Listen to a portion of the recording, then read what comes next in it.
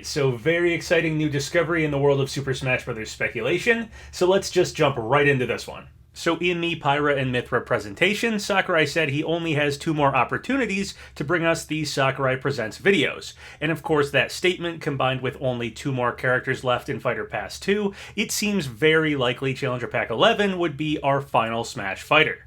However, something has recently been discovered on an official Nintendo website that suggests the existence of a possible Challenger Pack 12, an additional fighter after Fighter Pass 2.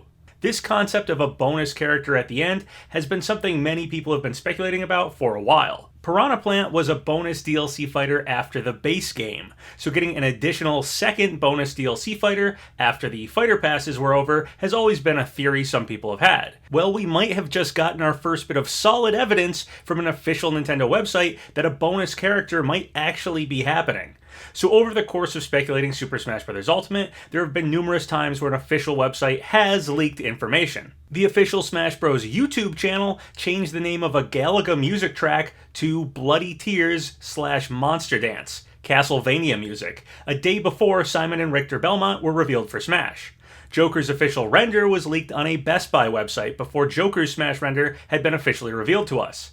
And of course, probably the most infamous official website leak we've had for Smash Ultimate was the SNK copyright leak, which led to Terry Bogard being Challenger Pack 4. More recently, we've been using this Smash Bros. News website that categorizes all of the event and update image URLs in a specific order, to notice when they skip certain things, and we speculate over what that could mean. Well, what's going on right now is very similar to that. It involves, once again, ordered URL numbers and skipping things, but it is not coming from this Smash News website. This new potential leak is coming from ec.nintendo.com/NZ. I figured the NZ stood for New Zealand, though upon further inspection, it looks like it's the Nintendo of Australia website. Maybe they use the same website, I don't know.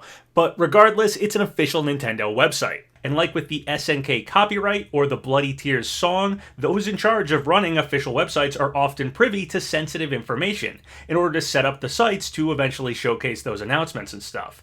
And they do sometimes screw up and reveal more information than intended, like what happened with the SNK copyright. Okay, so let's talk about this new potential leak. This one was first brought to my attention over on Twitter by @GNateBTide, and they wrote me, "Sorry to @ you, but I think this theory is pretty interesting and deserves more attention than it gets." And they posted a link to a Reddit post about a very intriguing Smash discovery and theory. So the Reddit post is by Ryubert, and they wrote, 7th Fighter Pack coming on 2nd Fighters Pass, explained. By 7th Fighter Pack, they mean like Challenger Pack 12.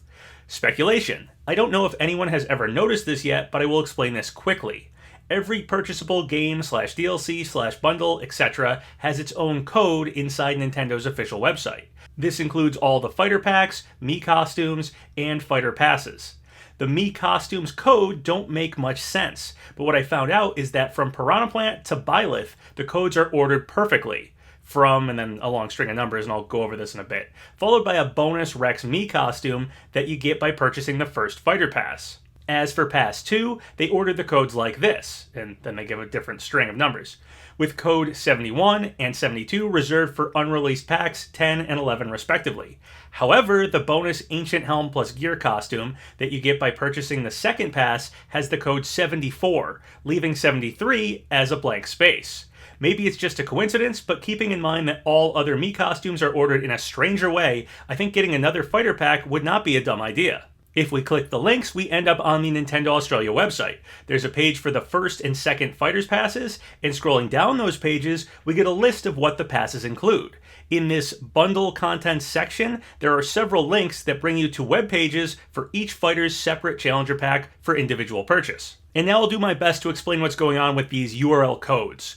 So if we look at the URL code for each of these separate fighters' web pages, they end in a long string of numbers and seem to be going in order. Joker ends in 8502, Hero in 8503, Banjo 8504, Terry 8505, and Byleth 8506. Piranha Plant isn't part of the first Fighters Pass. However, Piranha Plant's string of code is 8501, so Plant really begins all of this. Despite being outside of the first Fighters Pass, As our first DLC character, Piranha Plant's webpage is categorized similarly to the other DLC fighters in Fighter Pass 1, with the order of their URL numbers. The Rex Me costume, which is a bonus for buying the entire first Fighters Pass, also has an individual webpage that ends in 8507. So the Rex Me finishes off this string of URL codes numerically. Other Me costumes have individual pages as well, but their URL strings end completely differently. Here's Geno, for example, ending in 24371, or the Rathalos armor, ending in 25932. So this string of URLs from our first DLC fighter, Piranha Plant, through every character in the first Fighter Pass, and the Rex Me costume, use the URL strings 8501 through 8507. They go in order. Okay, now if we look at Fighter Pass 2, we have the same thing going on, but with a different string of numbers at the end of the URL. And once again, they go in order. Min Min ends in 8967, Steve and Alex end 8968, Sephiroth 8969, and Pyra and Mythra end with 8970. Now Challenger Pack 10 and Challenger Pack 11 obviously have not been revealed yet, but they still have web pages made for them, and they continue this URL number order. Challenger Pack 10 is 8971, and Challenger Pack 11 is 8972. So they line up perfectly following the other fighters in order. Alright, so last time the bonus Me costume, Rex, finished off the URL number order. So we might expect the bonus Me costume we got with the second Fighters Pass to do the same, right? Well, the bonus Me costume for purchasing Fighters Pass 2 was the Ancient Soldier Me costume, and it also has a web page for itself, but the URL string ends in 8974, not 8973 like we'd expect. So in between the URL code for Challenger Pack 11 and the URL code for the Ancient Soldier bonus Me costume, we skipped the URL webpage ending in 8973. I tried simply typing in the URL ending 8973, and it leads me to this page, with an error message reading, "This content is currently unavailable." I tried typing in some random number strings, and I got a different error message. The requested page could not be found. So what's going on here? Why are we missing a spot between Challenger Pack 11 and the Ancient Armor bonus Me costume? I don't want to jump the gun here, thus the question marks in the title and thumbnail of this video, but it seems to me this very well could point to the existence of another bonus DLC fighter, like Piranha Plant, after the second Fighters Pass. Piranha Plant was a bonus before the first pass, so potentially there could be another bonus fighter after the second pass, right? And this official Nintendo website might be setting up for a spot for that bonus fighter. Piranha Plant was a free bonus for purchasing Super Smash Bros. Ultimate within the first month or so of its release. Perhaps there could be yet another free bonus DLC fighter for purchasing all of the other fighters from the first and second Fighters Pass. Honestly, a pretty good sales tactic if you ask me. People who were maybe on the fence a bit about buying a few of the DLC fighters might buy them up if they ended up getting a free fighter on top of finishing off purchasing the full roster. Now, obviously this is speculative stuff, but a single bonus fighter feels like a much more plausible scenario than an entire third pass at this point, since the second pass seems to be getting set up to be the end of Super Smash Bros. Ultimate. And there's certainly some good candidates to become a free bonus fighter. My absolute dream would be that the Geno Me costume was really just like a bait and switch, and Geno's spirit is waiting to inhabit that Me costume and become a final playable bonus fighter, but that's a long shot. Let me dream. Anyway, there's plenty of other good characters to become a potential bonus fighter as well. Someone like Waluigi, who has had a lot of fan demand, could surprise us as a final bonus fighter. Much like Piranha Plant, if he was outside of the fighter passes, he wouldn't need to bring a stage, music, and a spirit board, which are seemingly some of the bigger hurdles to justify a character like Waluigi's inclusion in the Fighters Pass. But as a bonus character, Waluigi wouldn't have to bring that stuff, and he could just be a playable fighter. And there's lots of other great characters too. Just about anybody could be a bonus fighter at the end. Or maybe it's a final bonus Echo Fighter. Echo Fighters felt like a really great concept to buff up the roster even more, but it never seemed like that concept was fully explored. Some possible Echo Fighters like Dixie Kong or Impa could do wonders for making the roster feel complete. To get really speculative, some people have thought up the idea of a final Smash ballot for a single final fighter. That would be really cool, but again, this is all getting very, very speculative. And of course, even if we are onto something, discovering this missing URL number, it doesn't necessarily have to be a DLC fighter that's going to fill up that spot. Maybe it's another bonus Me costume for buying both the first and second pass. A third bonus Me costume could be hiding between Challenger Pack 11 and the Ancient Armor Me costume. That's a possibility too. Or maybe it's something totally unexpected, like additional bonus stage DLC.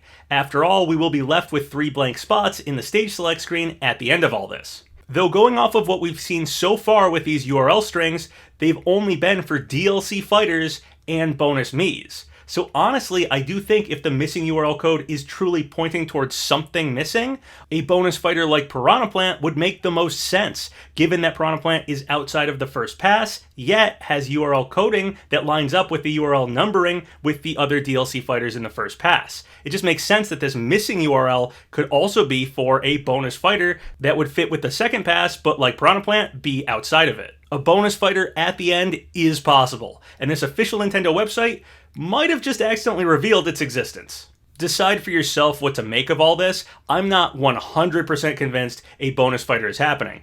But if this skipped URL really does get filled in with something, my guess is that it would likely be a bonus DLC fighter. Honestly, that just makes the most sense given how Piranha Plant was numbered in the URL and that there's a spot missing between Challenger Pack 11 and the bonus Mii costume for the second Fighter's Pass. I just think it makes sense that that is going to get filled in with a bonus fighter, if anything is going to fill it in. Either way, interesting stuff. I wonder what you guys think about it. Alright, so my last speculation video was about how our Smash event was missing again. Basically, every Tuesday night around 9 p.m., my time zone, we get a Smash event posted by the @SmashBrosJP Twitter account. This has been happening extremely consistently since the release of Super Smash Bros. Ultimate, with only a few rare instances where they didn't post an event. When we got the small battlefield stage added, that was our update for the week from the account instead of the usual Spirit or Tourney event. And then the week of the Mario 35th Anniversary Direct, they also skipped giving us an event. And instead, we got our Smash news during the Mario 35th Anniversary Direct that week. Early this week, we once again skipped getting a Smash event at the usual time. This week was the end of the Mario 35th Anniversary celebration, so we speculated maybe another Anniversary Direct, like a Zelda-themed Direct or something, was potentially starting this week and our Smash news would be in there. But that wasn't the case. Instead, our Smash event has now shown up, and it's a Monster Hunter Rise themed Spirit event. While this was posted around 9 p.m. April 1st, my time zone, maybe they held off posting this event until after April Fool's Day in Japan, as to not make anyone think this Spirit event was a joke. I honestly can't think of any other explanation for why this event was held off from the usual event posting time. Japan does celebrate April Fool's Day, and Sakurai posted this really odd image on April Fool's Day. It's from the gamer stage, though I don't know if I've ever encountered this layout with the dollhouse and building stuff there myself, to be honest. The spirits for the Monster Hunter Rise Spirit event are Magnamalo, Palico, and Palamute, which are also coincidentally the 3 Monster Hunter Rise amiibo. I actually just picked up the amiibo for Magnamalo and Palico. My Palamute was delayed still though. Anyway, the 2 I got are pretty cool. Magnamalo is huge, and Palico has a lot of cool attention to detail going on. So these are nice additions to the amiibo collection. So what does this Monster Hunter Rise Spirit event mean for a Monster Hunter character's chances in Smash? With the Monster Hunter Miis returning, and now a Monster Hunter Rise Spirit event, it certainly seems like the chances of getting a playable Monster Hunter fighter are getting pretty low. Concert League, of course, also takes a hit from this, as a Spirit event happening for Monster Hunter Rise means that, again, it's less likely that we're going to get a Monster Hunter fighter. I will say there is no Hunter Spirit, and a Spirit board could still be made for Monster Hunter, as there's plenty of stuff from that game to build a good one with. But generally, getting a Spirit event during the DLC has been seen as a nail in the coffin for a fighter's chances for Smash. But with the Mii costumes, these spirits, and the stuff from Monster Hunter and base game, the Monster Hunter series certainly has a decent amount of content in Super Smash Bros. Ultimate, even without a playable character. Now it is worth noting that this is a Capcom Spirit event, and we've gotten a lot of Capcom stuff lately, like our entire last Mii costume wave. I don't know if that's good news or bad news for a Capcom character's chances, but Capcom does seem to be working closely with the Smash team still, so if someone like, say, Dante showed up as a playable fighter or something, as one of these last 2 Fighter Pass 2 characters, it shouldn't feel completely out of left field. Finally, I just wanted to end this video talking a little bit about the April Fool's joke video I posted the other day. A lot of people seem to really enjoy it, whether they were truly fooled by it at first or not. Though many people complimented how genuine my anger and irritation can be when I'm faking such things. And many people asked me to continue playing the rest of the game like that, or to do some other comedy-style videos in the same vein as what I was doing for the April Fool's joke. I would honestly love to make more videos like this. I had a ton of fun pretending to rip on one of my all-time favorite games, and the format of being a quote-unquote huge fan who's never played the game, who upon finally actually playing it becomes completely disillusioned and ends up disliking it, is really funny to me. So I'd be happy to make more first-time videos where I start off as a big fan of something and say, but like most fans, I've never actually played it, and then proceed to end up hating the game in the end after I do play it. I have a huge collection of video games, and there's lots of games that I truly love, but would enjoy nitpicking the hell out of and completely missing the point of the game. I think that'd be pretty hilarious. My only fear is starting a series of videos like that could cause a backlash, as even the April Fool's video did seem to trick some people despite it being April Fool's Day. Doing this outside of April Fool's Day would be slightly difficult to sell as a parody. So essentially, I'm willing to do this if people really want to see me do it, but if I do start a playing it for the first time series of videos, I'd likely have to add a disclaimer at the start that says something to the effect of, this is a parody video done for fun, not my actual opinion of this game. It could be a great way to take advantage of my huge game collection, full of classic games I'd be happy to rip on. Anyway, let me know what you guys think of potentially starting up a series of videos like that. Also, I've brought back the PapaGenos Bros Let's Play videos recently, doing some stuff with my brother and my friends just for fun. And I am aware eventually speculating Super Smash Bros. Ultimate DLC will end. So any other types of content people would like to see me do on this channel, I'd love to give a try. For instance, I have a hypothetical moveset for Geno video I've been meaning to do, but it's a bit of a daunting task as I've never done a character moveset video before, so I need to figure out how I want to format that. How I want to set up the video to present a moveset for a character. That's something different than I've ever done. Once I do get that Geno video finished, I'd love to do hypothetical moveset videos for other characters that didn't make it into Super Smash Bros. Ultimate as well down the road. Other styles of content, like reviewing old games or reviewing new games, could be fun as well. That might be another great way to take advantage of the giant collection of games I own. And also, I've been meaning to start streaming games I play regularly, but I haven't set up a schedule for that yet. Either here on YouTube or maybe on Twitch. Some people have asked for that. And my Twitch channel does already exist, it just kind of lies dormant right now.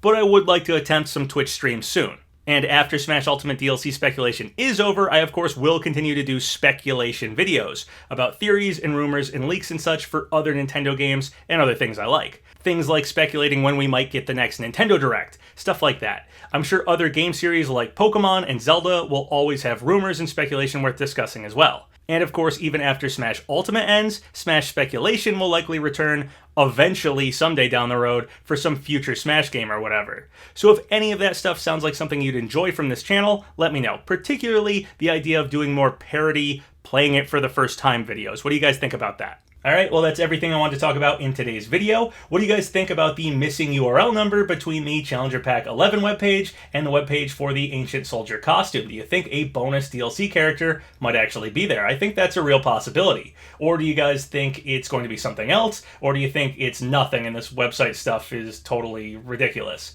Anyway, whatever you think, let me know in the comments below. Remember to like the video, leave a comment in the section below, and subscribe to PapaGenos! Twitter, Patreon, Discord.